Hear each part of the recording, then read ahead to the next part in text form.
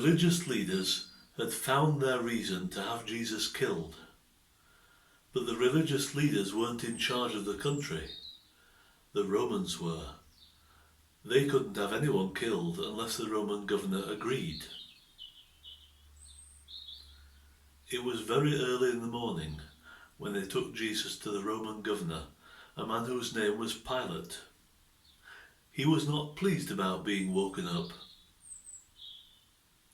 "This man is claiming to be the Son of God," they said. "That is such an insult to our God. We demand that he be crucified." Crucified, thought Pilate. We only do that to the worst criminals. So he asked Jesus questions about what people were saying about him. But Jesus wouldn't defend himself. "He's dangerous," said one religious leader. "He tells the people not to pay their taxes," shouted another. "He says he's a king. He's starting a rebellion," they argued. "Is this true?" Pilate asked Jesus. But Jesus just shrugged and said, "I'm a king, yes, in a way, but not the kind of king you're thinking about." Pilate said he couldn't find any reason why Jesus should die. But the religious leaders shouted even louder, and Pilate's job was to keep peace in Jerusalem. He could do with a bit of peace himself right now. It was when one of the religious leaders called Jesus a troublemaker from Galilee that Pilate saw a way of avoiding the argument.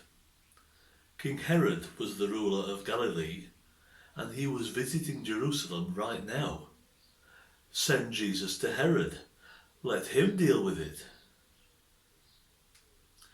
But Herod didn't like being disturbed either, especially when Jesus wouldn't do any miracles for him.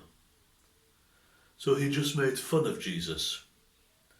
When he was told that Jesus had claimed to be a king, Herod and his soldiers put a king's robe on Jesus for a joke, then sent him back to Pilate.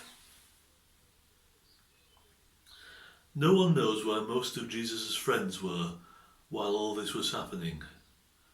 We only know that they had run away, confused and afraid.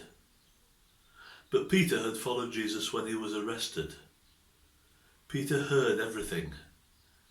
He was very scared, but he didn't want to leave Jesus alone.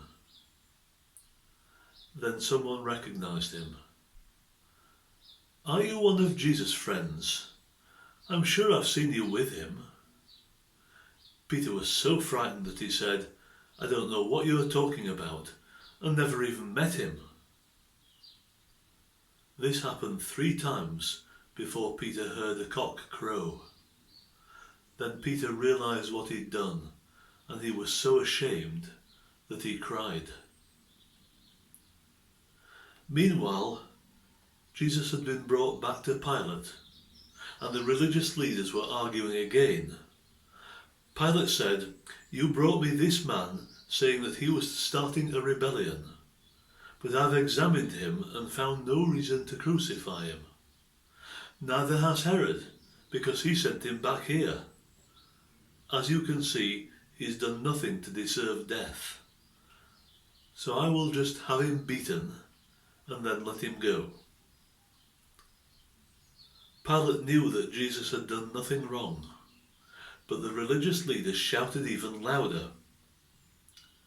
Suddenly Pilate had another idea. "We'll let the people decide."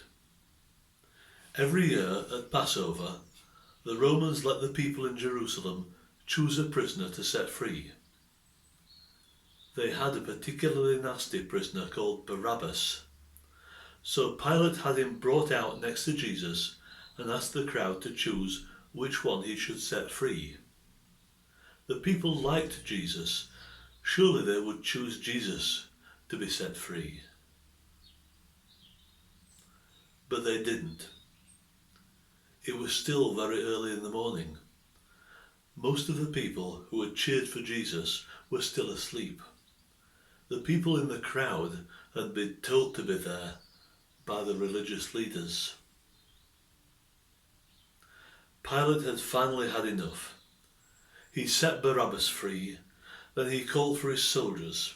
He said, "Take Jesus away, beat his back with a whip, and then nail him to a wooden cross and leave him there until he dies." Now perhaps Pilate could get some peace. Bye bye for now.